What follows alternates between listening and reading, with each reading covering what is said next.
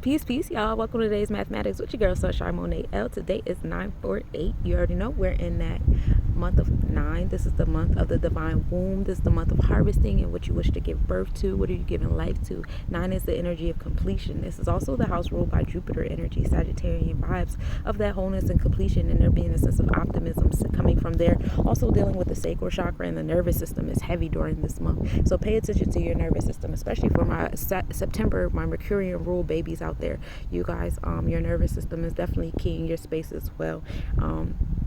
So in this month of 9, this month of harvest and this beautiful harvest season, we are on the first decan of the month. This is decan of the Ketters, the initiating energy, taking that cardinal action move, also in the energy of knowledge and all set in the knowledge of being one, the oneness of all. And so we are in the day of 4. This is the day of mercy in the Sephiros. This is the energy of universal love, law, justice, and truth as it associates with Pisces, Neptune, Jupiter type of energy. 4 is also foundation or cultural freedom and supreme mathematics. So, the foundation of all things comes in the 4s. A lot of things are built on 4s, on bricks of 4s, on, just the foundation of 4, like the pyramid on the 4s, the buildings on the 4s, the bricks are on the 4s. You guys know where I'm going with this. This is the foundation of all things. And so this is what we're building upon today. So in the space of 4, the space of mercy and building and foundation and things like that, we're going to take that 4 and we're going to put it into the divine womb. Okay, so it's like, okay, we built the foundation today. Let's put it in the womb and see what comes out of it. And what comes out of it, you got 1 and 3. So this is a karmic number, and it's a karmic number because on the 13 we have an issue with taking a cardinal energy, what we stand under, because 3 is being that Saturn that's standing under, that's also the energy of creation, and 1 being that intellect, 3 being that expression. And a lot of us have come into this world, come through the womb with having, first things first, like we don't want to hear nothing y'all gotta say. Kids don't have nerves, y'all ain't allowed to speak up. What goes on in this house stays in this house. A woman should be seen and not heard. All these different tactics have been put upon us to keep us quiet, to the point where now we're adults and the shakiest part about us is our throat chakra, to the point where we don't know how to express ourselves. And when we do express ourselves, it's usually in a very violent fashion, because we don't use our throat chakra that often.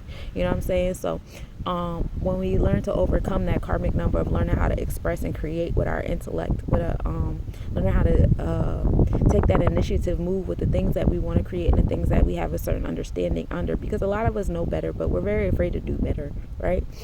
We come into a 4, we create a new foundation. So we're going to take that 4 foundation and we're going to put it to the year of 8. This is the year of conception. This is the year of conceiving. High highs make low lows. The goal is to be the homeostasis in the middle in the year of the wood dragon, and that's where the riches and the luck come from with the dragon energy, right?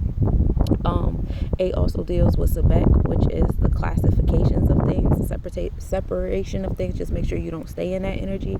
8 also deals with the solar plexus chakra and enforcement and empowerment and having confidence, peace, and those things. And so we're going to take that 4, we're going to put it in the 8, and that brings us to knowledge and wisdom, right?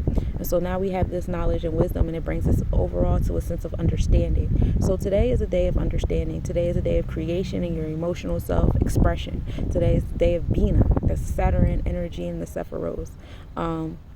And we already know Saturn loves Libra energy, because Babylon loves to walk around with the Oba scales to make sure everybody's heart is light as feather, or that joint go get devoured.